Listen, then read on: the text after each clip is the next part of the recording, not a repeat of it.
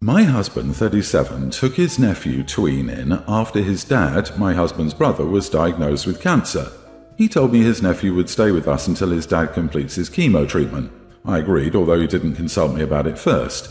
I told him that he'd be his responsibility, not mine. He asked me to explain why, and I said that it was because 1. He didn't consult me before taking his nephew in, and 2. I'm not equipped nor experienced in taking care, being committed to childcare.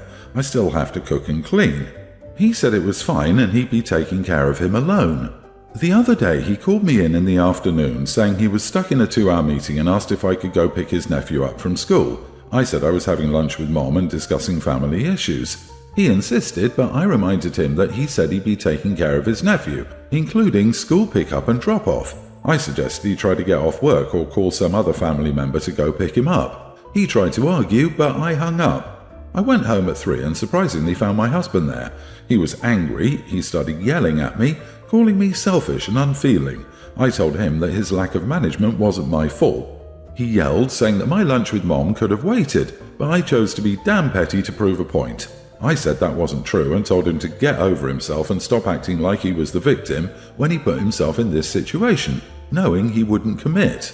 He yelled that he was trying to do all he could to help his brother out, but it was me who was playing victim after I refused to help out. So we argued some more and I ended up staying with my mom for the night. I turned off my phone when he texted me some choice words. We're still arguing about it. Am I the idiot? You are the idiot. I suggested he call some family member to go pick him up. That's exactly what he did. His wife, who should be a partner in the relationship. You're displaying zero empathy for a family suffering through the effects of cancer. Your husband may lose his brother and your nephew his dad, but you'd rather score petty points because you weren't consulted about helping a family going through chemotherapy. You better hope you never get cancer, because I'm not sure you'll have a support system. Damn, this must be so hard for you, driving to a school, then picking up a kid. Then you have to go home. All of it interrupts your lunch date with your mom. Oh, the humanity. His brother has cancer. Get a grip and stop being a self-centered child. He's not a stupid dog. You can't just say, you brought him home, he's not my problem. Also weird that you're married, yet you chose to call this child your husband's nephew, and never once do you say our nephew, even though you are his aunt by marriage. This story reads like her husband is her annoying roommate and not her husband or partner. Seems like a very individualized situation instead of a partnership. Plus, regardless, how is any of this the nephew's fault? Why take it out on him? Yes, he should have made sure it was okay with you first, but I'm sure his mind was concerned for his sick brother and just assumed his wife would help both family and himself out. I don't believe that makes him an idiot. You, on the other hand, acted like he put the weight of the world on your shoulders by asking you to do one thing for his nephew.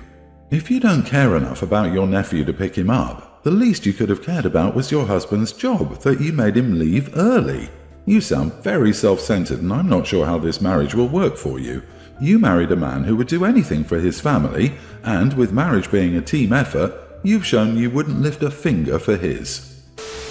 My wife and I have been together for 6 years, and I'm willing to admit that she didn't start acting like this until we got pets. She was a very compromising and solution-finding individual before getting the animals. My father's home burnt down and he ended up staying at a hostel. I told him he could stay with us, but he refused as he didn't want to be a burden. He did ask that I take in his animals temporarily, however. He has a dog and 3 cats. Our household has been completely pet-free for the entire time we've been together. I ran it by the old lady, and she said it was fine, provided it wasn't for a long time. She's never wanted animals. It's been 4 months now, and my wife is slowly starting to become a person I've never seen her to be.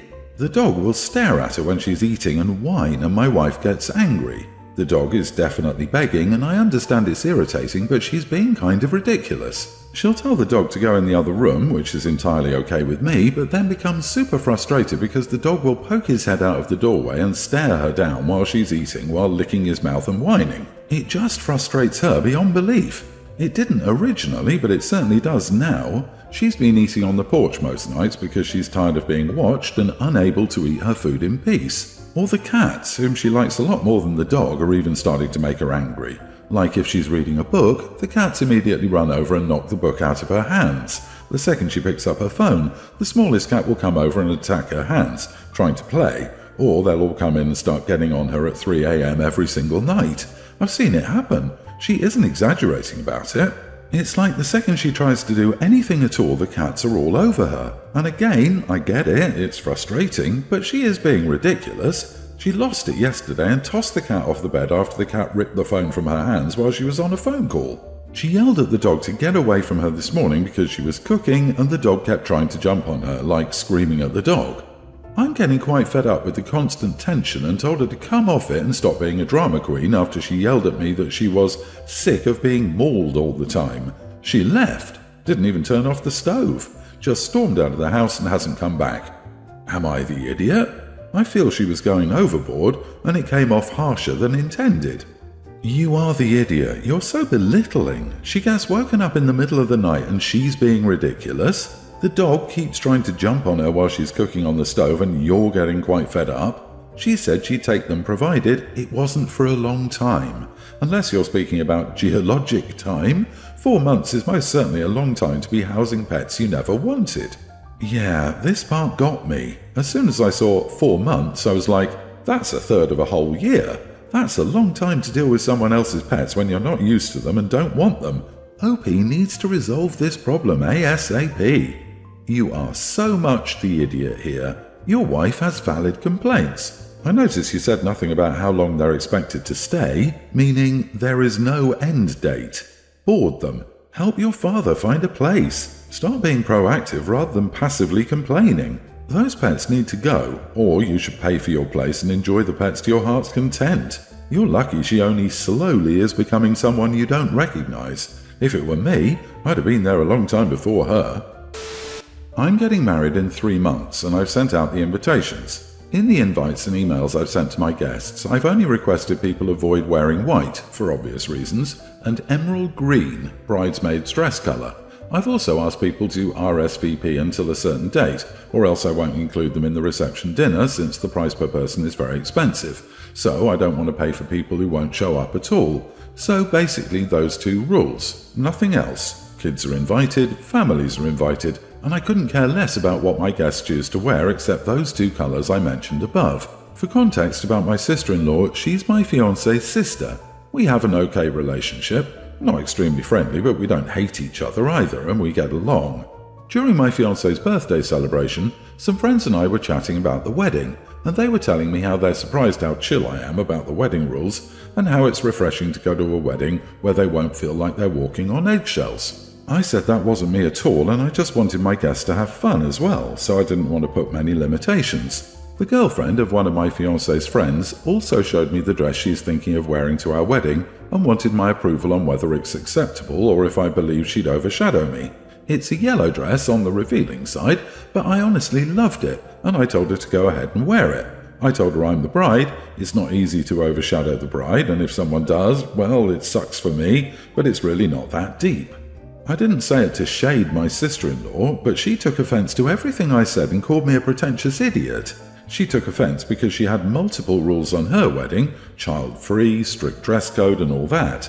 Of course, we abided by those rules back then because her wedding, her rule, of course. I never intended to offend her. I was just stating my own rules and mindset behind all my organisation. She called me out and said I enjoyed subtly shading her. She called me a snake and told me if I had to say something I should say it in her face. Then she and her husband left the party.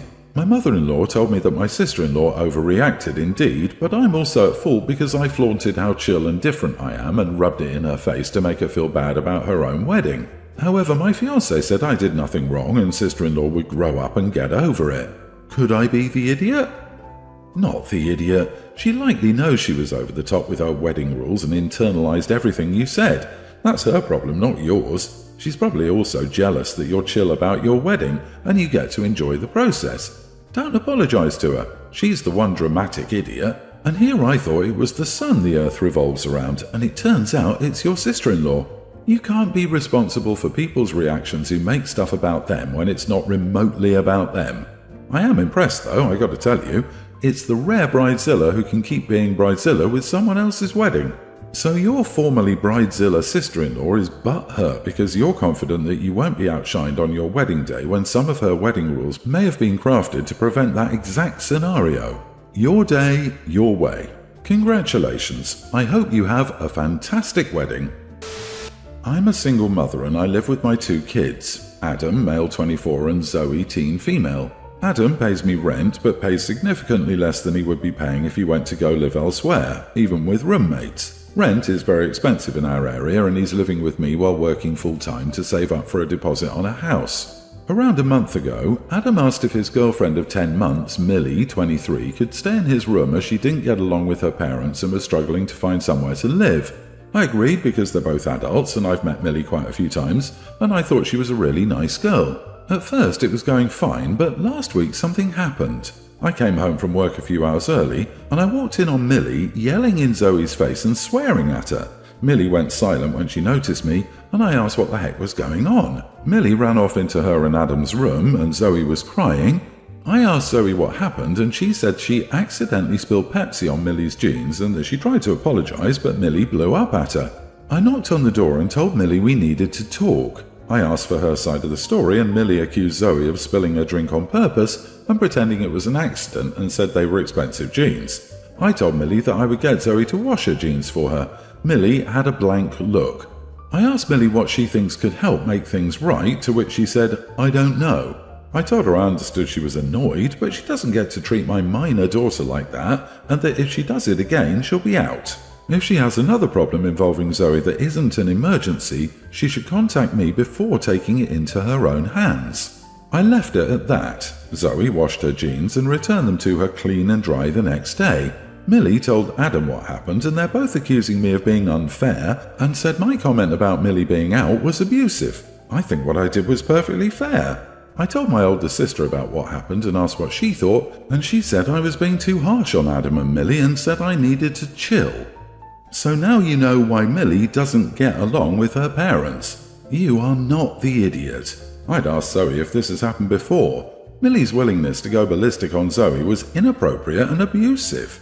Adam is getting a toned-down version of what happened if he thinks Millie is not at fault. I keep an eye on her. Exactly.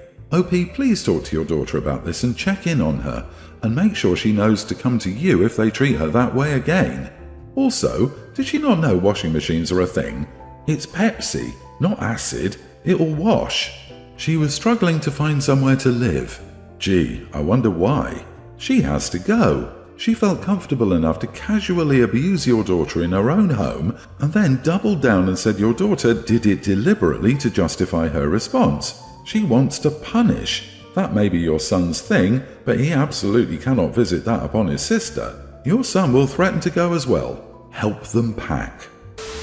I, male teen, have a stepmom, Carrie, 46. She's been my stepmom since I was 6. My mom and dad divorced when I was a toddler after he caught my mom cheating.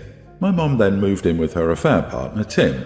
Tim has always been a huge idiot. At first he seemed nice, but then after he and my mom got married, it became insulting, and he always tried to get me to call him Dad even though he knew I hated him. Tim would say things like, "I've stepped up to take care of you while your deadbeat father stood around and did nothing, so call me Dad." Even though my dad had most of the custody and Tim never even did anything to take care of me. Like when I was 10 and it was raining, I called him and asked him to pick me up from school, but he told me to shut up and he was watching football, so I had to walk home in a t-shirt and shorts while it was raining, and then when I got home my mum yelled at me for being wet. 2 years ago I had enough and went to live with my dad full time, and I refused to see my mom or Tim. As far as I'm concerned, they're dead to me because they treated me like crap for years. My stepmom Carrie always helped me escape from my mom and Tim's toxicity. When I was little, she would read me bedtime stories and would play with me. She's an amazing person and I consider her to be my real mom. Last year my dad got sick and he's worried that he may not live, so Carrie brought up the idea of adopting me so I won't have to go live with my mom and Tim if my dad dies. They asked me how I felt and I said absolutely, and we immediately signed the adoption papers. My mother then gave up her parental rights and honestly I was happy but also sad because it meant she didn't care about me. The conflict comes up though because yesterday Tim showed up at my dad's house and demanded that I go to my mom's with him. I told him no and to screw off, and he got angry and said, "I'm your father, you little brat, so get your butt over here and go back to your real parents' house." By this point, my dad came out and threatened to call the police, so he left. Now Carrie and my dad are getting crap from my bio-mom's family on social media for her adopting me. So I want to know if I was wrong to let Carrie adopt me. Am I the idiot? Absolutely not the idiot, and it sounds like your stepdad just learned about not being able to claim you as a dependent on his tax returns. The idiot in this situation is your stepdad, not you. She voluntarily terminated her rights. She and Tim are legal strangers to you now and have zero power or authority over you whatsoever. None. They can't command you to do anything ever again. You never have to see either of them again if that's what you want. You deserve to be happy and feel safe and loved. Your new mom sounds like a wonderful lady who loves you very much. Your bio mom needs to call off her flying monkeys and leave you guys alone. Please document or have your parents document all of this behavior and make a case to get a restraining order. Your dad is protecting you. If your mom wanted to be your real mom forever, she should have done a better job of it. However, if your stepmom is the one who's been in the role of mom and who you'd want to live with if your father passed, it makes sense to allow her to adopt you, and it's wonderful that she cares enough to do so. I'm sorry those people are doing this to you when you're already going through such a difficult time.